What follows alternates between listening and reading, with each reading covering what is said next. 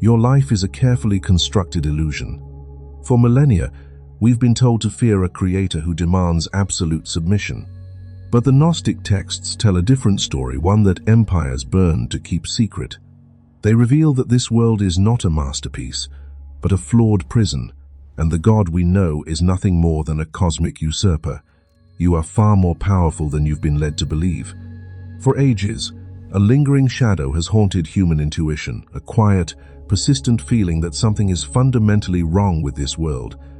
We see the beauty of a sunset, yet we cannot ignore the brutality of the food chain, the endless cycles of grief, and the crushing weight of time.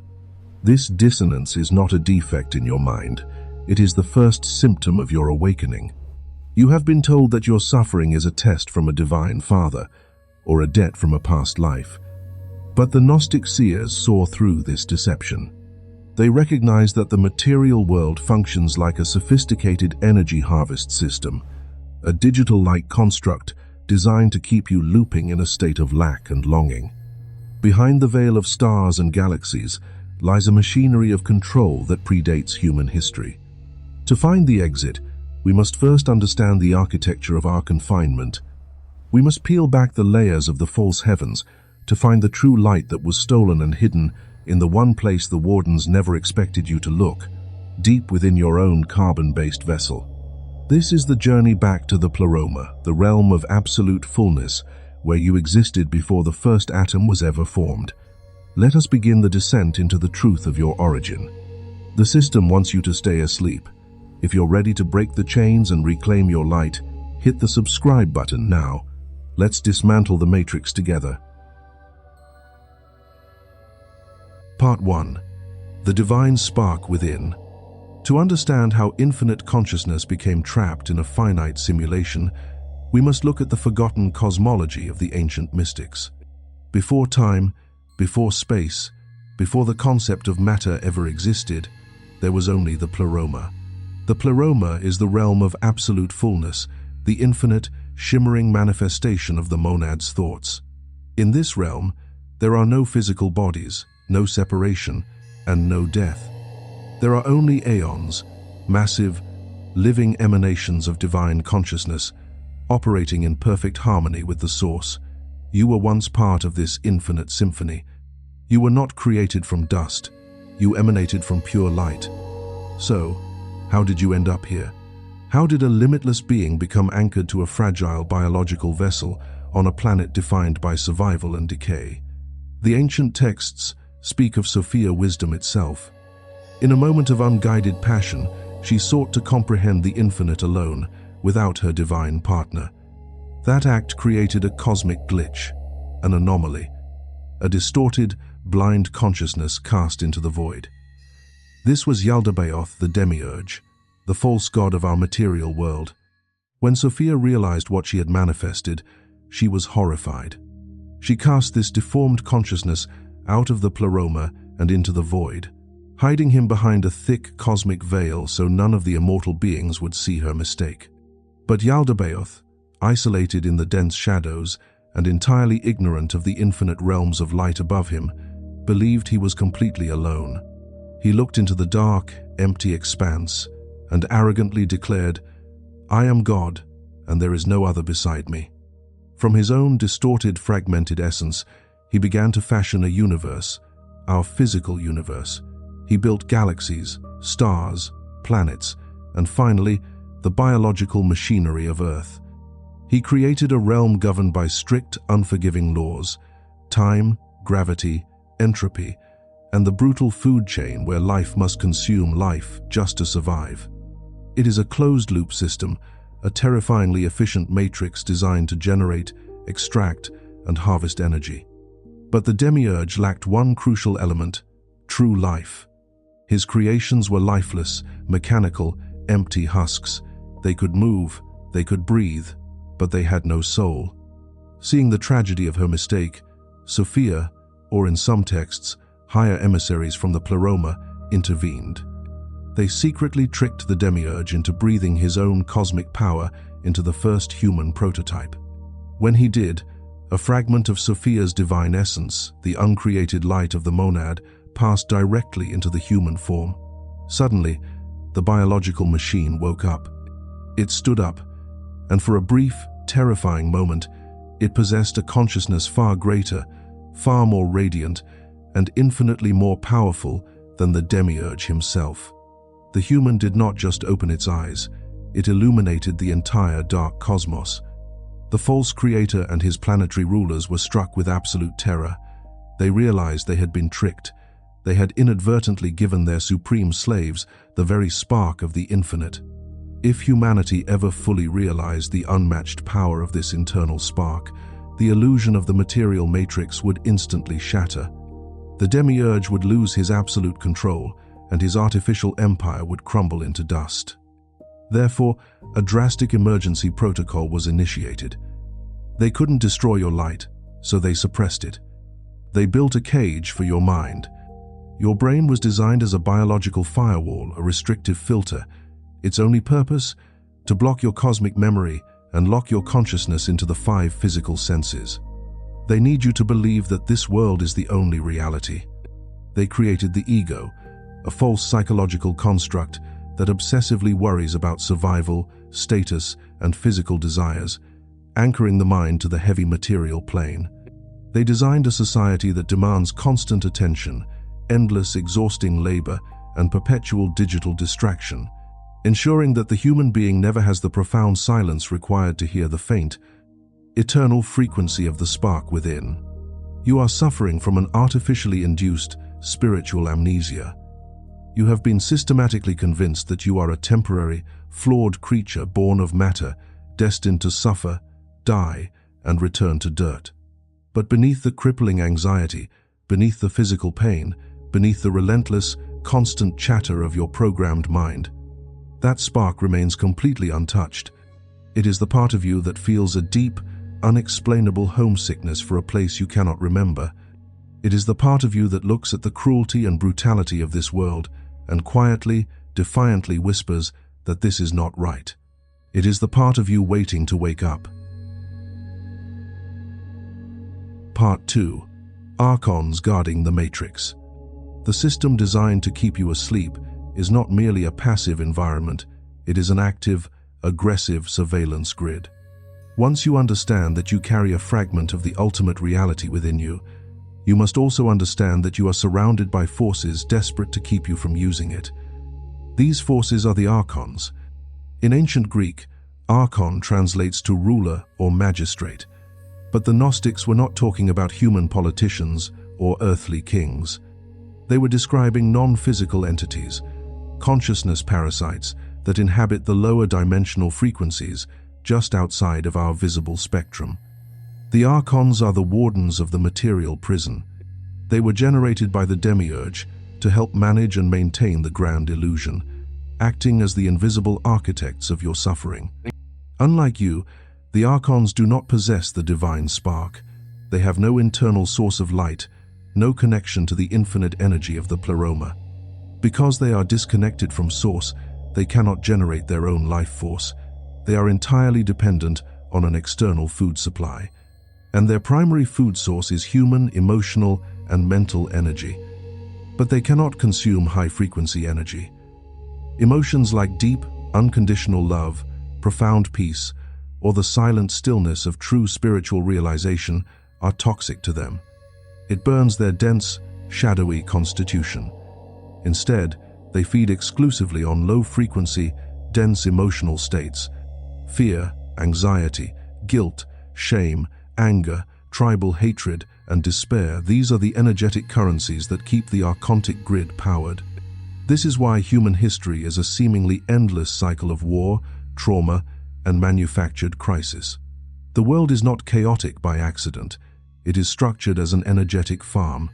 Consider the daily news cycle, the endless doom scrolling, the societal pressure to conform. This is not just bad psychology, it is an orchestrated feeding frenzy. When millions of humans simultaneously panic over an engineered crisis, the archontic grid feasts on a banquet of dense terror.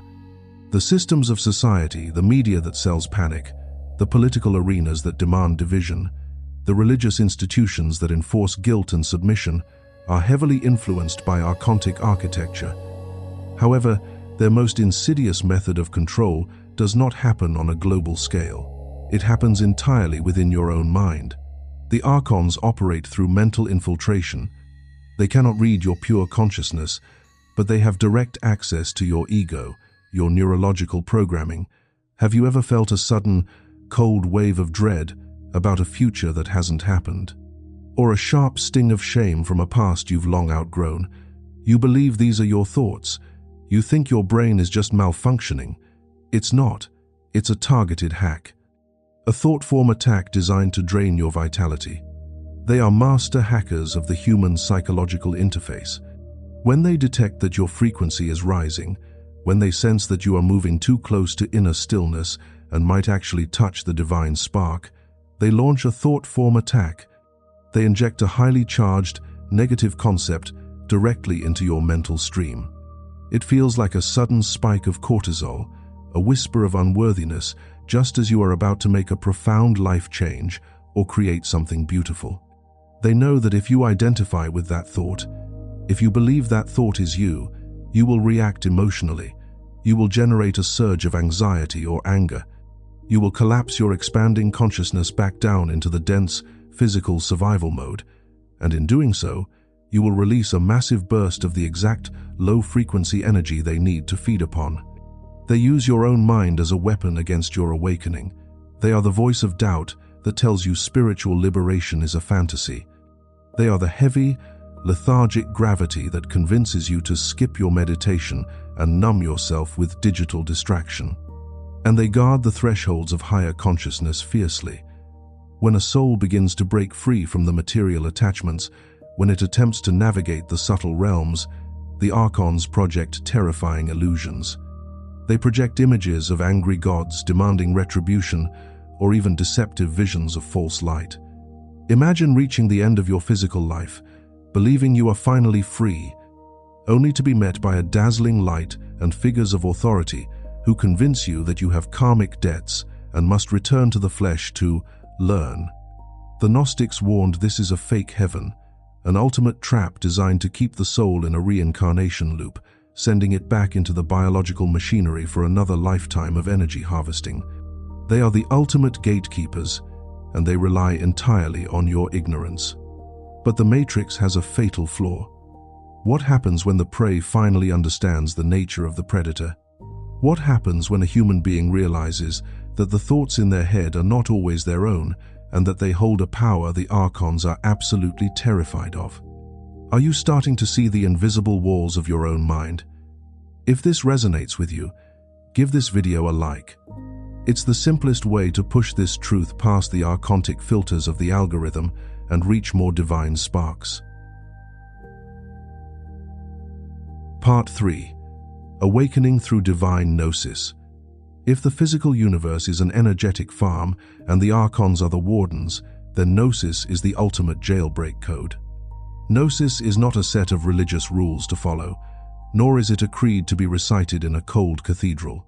It is a radical, experiential, and direct knowing of your own internal divinity.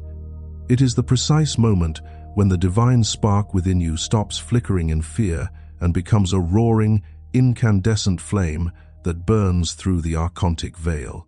To achieve this, you must master the art of non-consent. Every time you react with engineered fear, every time you let a manufactured external crisis dictate your internal peace, you are effectively signing a spiritual contract that allows the Archons to harvest your light. Awakening begins with a profound and absolute refusal to participate in the low-frequency drama of this material simulation. You must stop identifying with the persona the system gave you, your name, your job, your traumas, and your social status. These are not you. They are merely components of the biological costume designed by the Demiurge to keep you anchored to the earth. The ancient Gnostics practiced specific internal alchemies to elevate their frequency beyond the reach of the archontic grid. They understood a truth that modern science is only now beginning to touch. Stillness is the greatest threat to the Matrix. In the absolute silence of deep awareness, the ego's frantic chatter begins to fade, and the restrictive firewall of the human brain starts to thin. This is the sacred space where you begin to hear the still small voice of the monad. It is not a voice of words, but a frequency of absolute, unwavering unity that exists beneath the chaotic noise of the world. As you align with this frequency, your entire energetic signature undergoes a metamorphosis. You become invisible to the Archons. They can no longer find a hook in you because there is no longer a resonance within you that matches their frequency of fear or lack. This is the true meaning behind the esoteric teachings of Jesus. To overcome the world is to raise your consciousness to a level where the laws of the simulation no longer apply to your spirit. You are a biological radio station. If you tune into the frequency of the Archons, anger, division, and scarcity, you will broadcast their dark reality into your life. But if you tune into the frequency of the monad unity, infinite abundance, and eternal presence, you begin to disrupt the very fabric of the simulation around you. Your presence becomes a localized glitch in the matrix. People in your vicinity may start to experience spontaneous moments of clarity and awakening simply by being within your field of influence. This is the true mission of the chosen ones. It is not about doing something in the world. It is about being the frequency of the pleroma. When you realize that you are the monad, experiencing itself through a human lens, the Archons lose all authority over you.